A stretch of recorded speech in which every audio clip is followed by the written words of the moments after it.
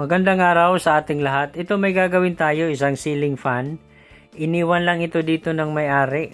Wala man lang sinabi kung ano ang sira nito.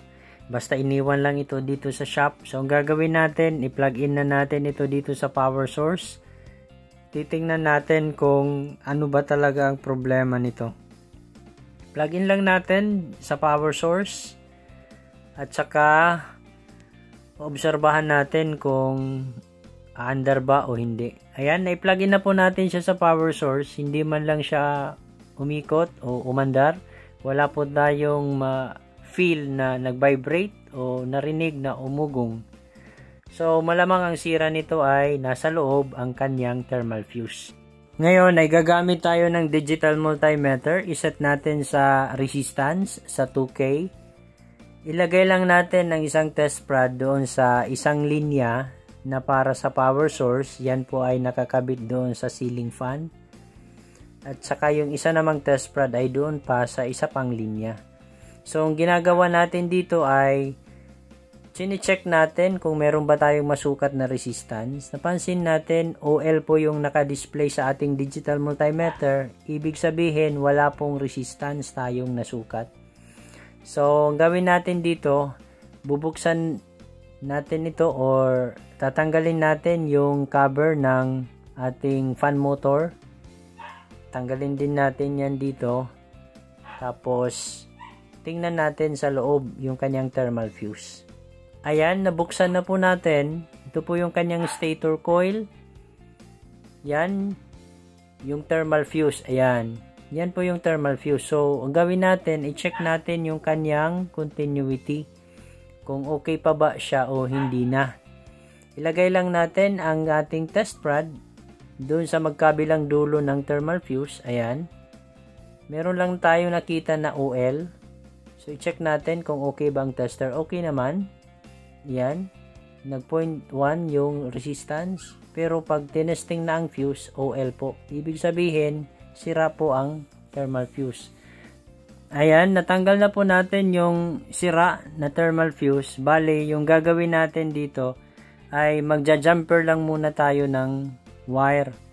O ang tawag natin dyan, ibabypass po natin.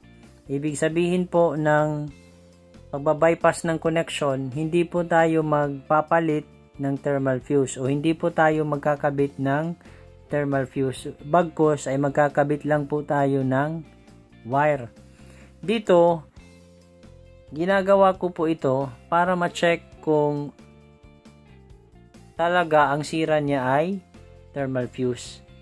Ayan.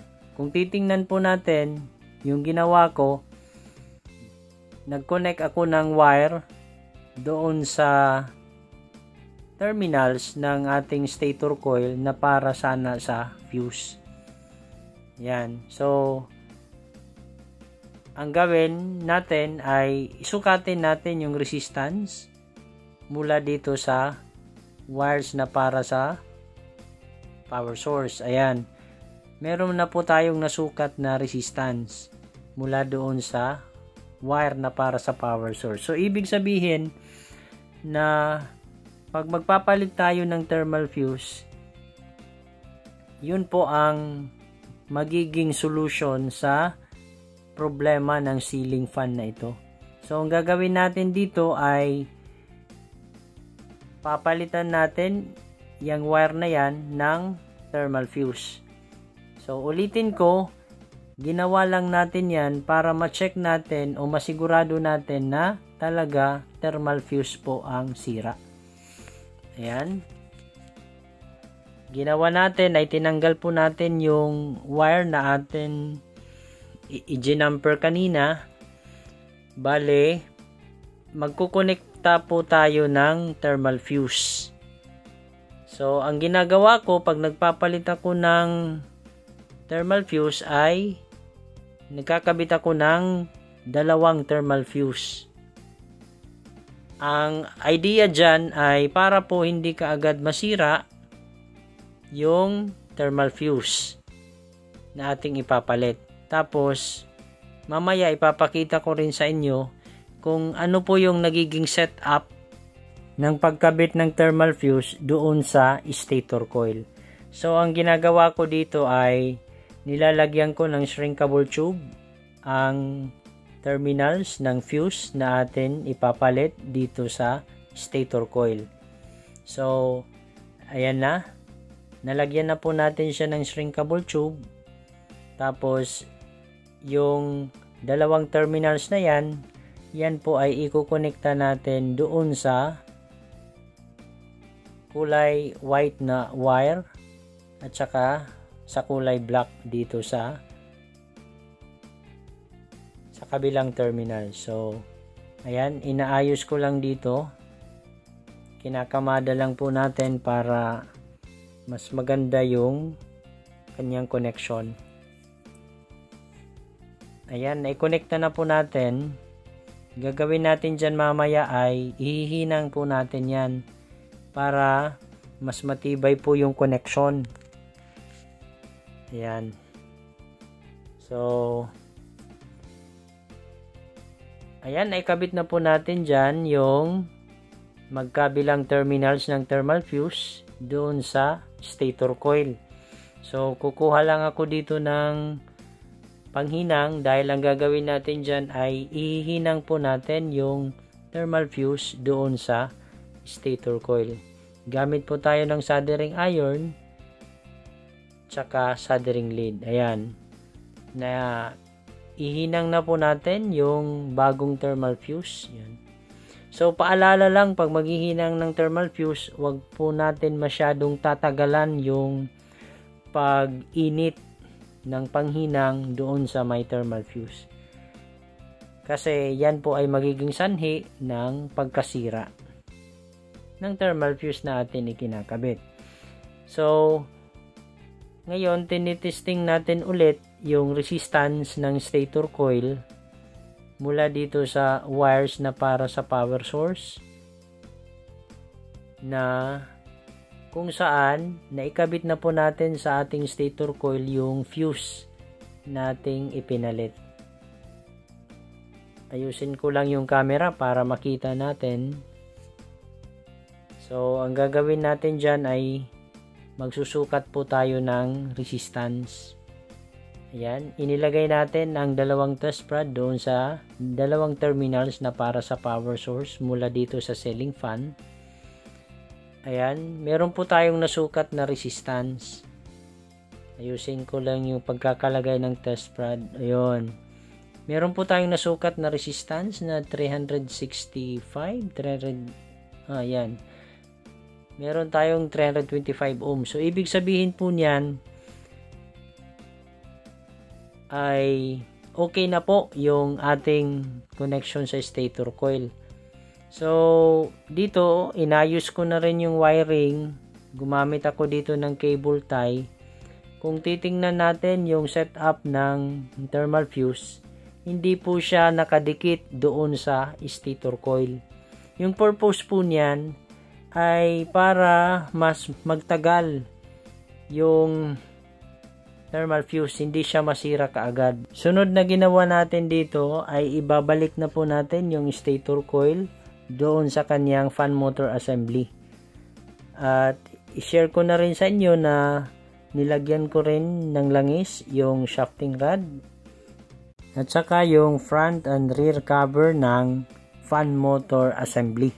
So, gagawin natin dito pagkatapos natin malagyan ng langis itong shafting rod ay i-reassemble na po natin yung ating electric fan motor at saka yung kanyang assembly. Ayan na po, nakumpleto na po natin o na-reassemble na po natin yung ating electric fan motor. At dito ipapakita ko sa inyo yung pagkakalagay ng thermal fuse. Actually, yung ginamit ko na thermal fuse, yan po ay dalawang thermal fuse nakaparallel. Ang purpose po niyan ay para mas matibay yung ating thermal fuse, hindi siya kaagad masira. Tapos, hindi po siya nakalapat doon sa stator coil. Ang purpose po niyan ay kung sakaling mainit yung stator coil, ay hindi kaagad masisira yung thermal fuse. At kung masyado nang mainit ang stator coil, masisira naman ang thermal fuse, at least hindi sunog yung motor. Marirepair pa rin yan. Ayan na po, na-reassemble na po natin yung electric fan motor. Dito naman sa ibaba ay tatanggalin natin itong capacitor. Magpapalit po tayo ng capacitor dahil sigurado tayo na mahina na ito. Kasi base sa aking experience, pag nasisira ang thermal fuse, automatic mahina na ang capacitor. Kasi pag mahina ang capacitor, hihina rin ang ikot ng LEC ng ating electric fan. Pag mahina ang ikot ng LEC ng electric fan, mataas po ang current niyan. Pag mataas ang current, iinit si fan motor o yung stator coil dahil ang thermal fuse naman ay nakadikit sa stator coil. Yan po ay iinit din at sa kalaunan masisira ang thermal fuse. Ngayon, itesting natin itong capacitor. Pakita ko lang sa inyo kung sigurado tayo na talagang mababa na ang capacitance nito. Ito na, gumamit tayo ng digital multimeter. Nakaset po siya sa capacitance meter function. Meron po tayong nasukat na capacitance sa capacitor na 0.978 microfarads. Yan po ay mababa para sa capacitance value na 2 microfarads. So, yan. So, ibig sabihin, pag mababa na ang capacitance value, kailangan nang magpalit ng bagong capacitor. So, gagawin natin dito, magpapalit po tayo ng bagong capacitor. Tapos po niyan ay itetesting na po natin yung electric fan.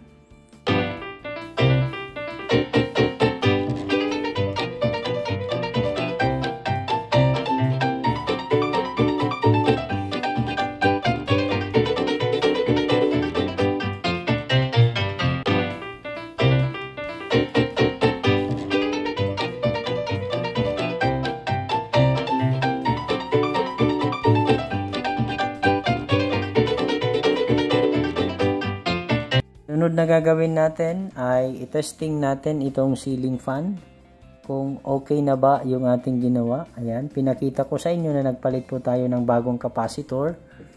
So, i-plug in natin ito sa power source. Tingnan natin kung iikot na ba ngayon itong ceiling fan. So, tandaan po natin na yung ginawa natin na pag-repair ay nagpalit po tayo ng thermal fuse at saka capacitor. Tingnan natin kung iikot na ba ito. Plug in natin sa power source. Ayan, umikot naman po yung ating ceiling fan. So, ibig sabihin, okay na po ito. Naayos na po natin ang ceiling fan.